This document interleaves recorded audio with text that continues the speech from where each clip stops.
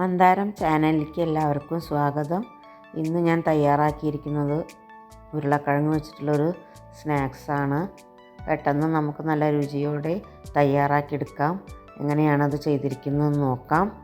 അതിന് വേണ്ടിയിട്ട് ഞാൻ 2 ഉരുളക്കിഴങ്ങ് വേവിച്ചിട്ട് എടുത്തിട്ടുണ്ട്. ഇതുപോലെ ഇനി അത് ഉടച്ചെടുക്കണം. പെട്ടെന്നൊക്കെ ഉണ്ടാക്കിയെടുക്കാൻ പറ്റിയിട്ടുള്ളൊരു സ്നാക്കാണിത്. അതിൻ്റെ കൂടെ ഞാനൊരു 2 തണ്ട് കറിവേപ്പില ചെറുതായിട്ട് അരിഞ്ഞിട്ട് അതും ചേർത്ത് കൊടുത്തിട്ടുണ്ട്. ഇത് നന്നായി യോജിപ്പിച്ചെടുക്കുക.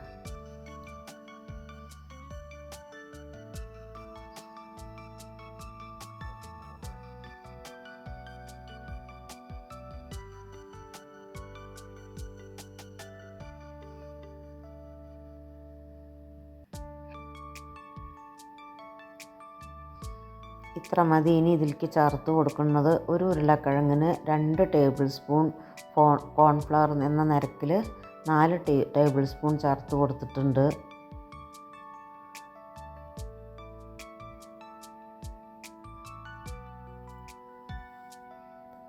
പിന്നെ ചേർത്ത് കൊടുക്കുന്നത് 1 ടേബിൾ സ്പൂൺ അരിപ്പൊടിയാണ്. പിന്നെ പാകത്തിന് ഉപ്പും ചേർത്തിട്ട് എല്ലാം കൂടി ഒന്ന് കുഴച്ചെടുക്കണം. വെള്ളം ചേർക്കാതെ തന്നെ കുഴച്ചെടുക്കണം. ആദ്യം സ്പൂണ് വെച്ചിട്ടൊന്ന് കലർത്തിയെടുക്കാം. അത് കഴിഞ്ഞ് കൈ കൊണ്ട് തന്നെ നമ്മൾ ചപ്പാത്തിക്കൊക്കെ കുഴയ്ക്കണ പോലെ കുഴച്ച് ഉരുട്ടിയെടുക്കണം. ഇനി ഇതിലേക്ക് ചെറിയ ഒരു പീസ് ബട്ടർ ചേർത്ത് കൊടുക്കുന്നുണ്ട്. അത് നമ്മുടെ കയ്യിലുണ്ടെങ്കിൽ ചേർത്താൽ മതി, ഓപ്ഷണലാണ്. പക്ഷേ അത് നല്ലൊരു ടേസ്റ്റാണ് ഈ സ്നാക്സിന് കിട്ടുക. അതുകൊണ്ട് ഒരു ചെറിയ പീസ് വെണ്ണ ചേർത്ത് കൊടുക്കുന്നുണ്ട്.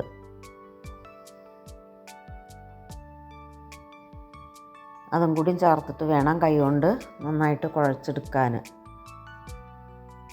പിന്നെ കുരുമുളക് പൊടിയാണ് എരിവിനായിട്ട് ചേർക്കുന്നത്. ഒരു 1/4 ടീസ്പൂൺ മഞ്ഞൾപ്പൊടി കൂടി ചേർത്ത് കൊടുക്കുക. വേറെ നമ്മൾ പൊടികളൊന്നും ഇതിലേക്ക് ചേർത്ത് കൊടുക്കണില്ല. അതെല്ലാം കൂടി നന്നായിട്ടൊന്ന് മിക്സ് ചെയ്ത് കുഴച്ചെടുക്കുക. പെട്ടെന്ന് നമുക്കിത് തയ്യാറാക്കിയെടുക്കാം. കൂടുതൽ പ്രയാസമൊന്നുമില്ല. ഇനി എങ്ങാനും ഇത് നമുക്ക് കുഴയ്ക്കണ സമയത്ത് കുറച്ച് വെള്ളമായിട്ട് തോന്നുകയാണെങ്കിൽ, ഈ ഉരുളക്കിഴങ്ങിൻ്റെയൊക്കെ വെള്ളമായിട്ട് തോന്നുകയാണെങ്കിൽ 1 ടേബിൾ സ്പൂണും കൂടിയും കോൺഫ്ലവർ ചേർത്ത് കൊടുത്താൽ മതി. വെണ്ണ ചേർത്തതുകൊണ്ട് ഇത് കയ്യിലൊന്നും കൂടുതൽ ഒട്ടി പിടിക്കില്ല. ഇതിങ്ങനെയാണ് നമുക്ക് കിട്ടുക. ഇനി ഇത് നമ്മൾ കിച്ചൻ്റെ ടേബിൾ ടോപ്പിൽ വെച്ചിട്ടാണ് പരത്തുന്നത്.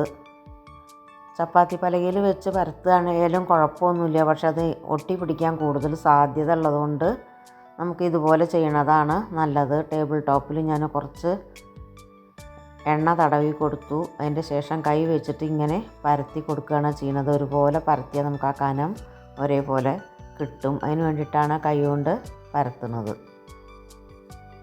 ഇനി കത്തി വെച്ചിട്ട് ഇത് നമുക്ക് ഇഷ്ടമുള്ള ഷേപ്പിൽ കട്ട് ചെയ്തെടുക്കാം. കറക്റ്റ് ഷേപ്പിൽ നമുക്കിത് കട്ട് ചെയ്യാൻ പറ്റില്ല. കാരണം ഉരുളക്കിഴങ്ങിൻ്റെ ഒരു നനവും ഒരു ഒട്ടലൊക്കെ ഇതിന് ഉണ്ടാവും. നമുക്ക് ഏത് ഷേപ്പാണ് പറ്റുന്നത് വിചാരിച്ചാൽ അതേമാതിരി കട്ട് ചെയ്തെടുത്താൽ മതി.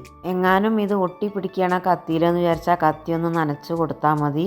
എന്നാൽ നമുക്ക് കത്തി ഒട്ടി പിടിക്കാതെ കിട്ടും. ഇനി ഷേപ്പ് ഒന്നും വേണ്ടെങ്കിലും ചെറിയ ഉരുളകളാക്കിയിട്ടാലും കുഴപ്പമൊന്നുമില്ല. ടേസ്റ്റിനൊന്നും വ്യത്യാസം വരില്ല. ഞാൻ ഇതുപോലെ ഒന്ന് കട്ട് ചെയ്തിട്ടാണ് എടുത്തത്.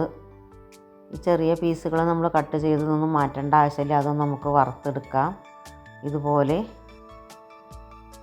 എല്ലാതും ഞാൻ 2 പ്ലേറ്റിലേക്കായിട്ട് ആദ്യം കട്ട് ചെയ്ത് വെക്കുന്നുണ്ട്.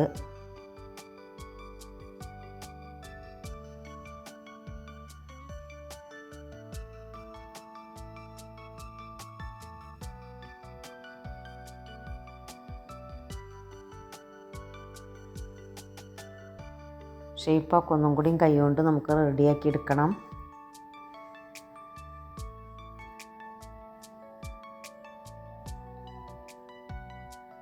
ഇങ്ങനെയാണ് അപ്പം ഞാൻ എടുത്തിരിക്കുന്നത്. നമുക്ക് ഇഷ്ടമുള്ള ഷേപ്പിൽ ഇത് ചെയ്തെടുക്കാം.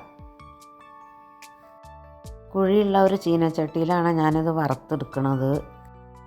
പീസുകളൊക്കെ എണ്ണയിൽ മുങ്ങിയിട്ട് കിടക്കണം. അതിന് വേണ്ടിയിട്ട് ഒരു ചീനച്ചട്ടിയിൽ കുറച്ച് എണ്ണ ഒഴിച്ചു കൊടുത്ത്, വെളിച്ചെണ്ണ തന്നെയാണ് ഒഴിച്ചു കൊടുക്കുന്നത്.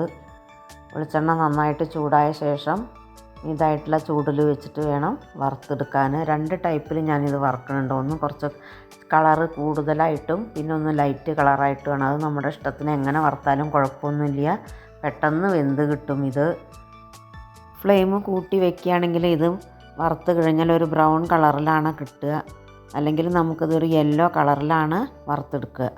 2 തരത്തിലും അതുകൊണ്ട് ഞാനിത് വറുത്ത് കാണിക്കുന്നുണ്ട്.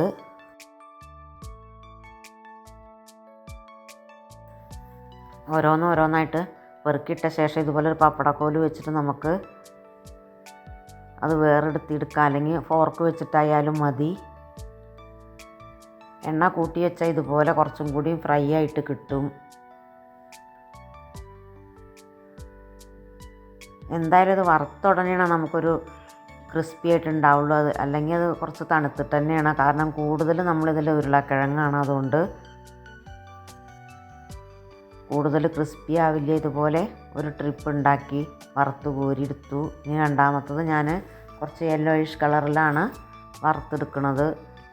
എണ്ണയുടെ ചൂട് കുറച്ച് ശേഷം ഇട്ട് കൊടുക്കുമ്പോഴാണ് ഇത് മഞ്ഞ കളറിൽ നമുക്ക് ഉണ്ടാക്കിയെടുക്കാൻ പറ്റുക.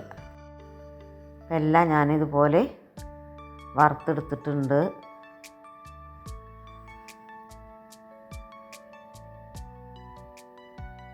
പപ്പടം കുത്തിയുടെ സഹായമാണെങ്കിൽ നമുക്ക് പെട്ടെന്ന് ഇത് ഒന്നിനൊന്നും ഒട്ടാതെ കിട്ടും.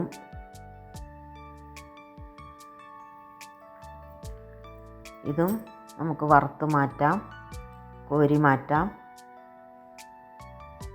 എൻ്റെ ഈ വീഡിയോ നിങ്ങൾക്കൊക്കെ ഇഷ്ടപ്പെട്ടു എന്ന് വിചാരിക്കുന്നു. ഇഷ്ടപ്പെട്ടാൽ ലൈക്ക് ചെയ്യാനും ഷെയർ ചെയ്യാനും, സബ്സ്ക്രൈബ് ചെയ്യാതെ എൻ്റെ വീഡിയോ കാണുന്നവരൊന്ന് സബ്സ്ക്രൈബും കൂടി ചെയ്ത് തന്നെ ഹെൽപ്പ് ചെയ്യണം.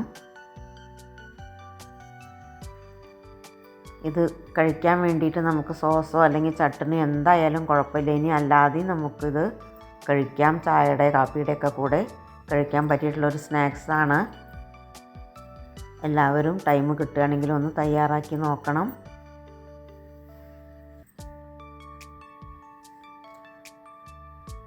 ഇനി ഞാൻ മറ്റൊരു വീഡിയോ ആയിട്ട് വരാം.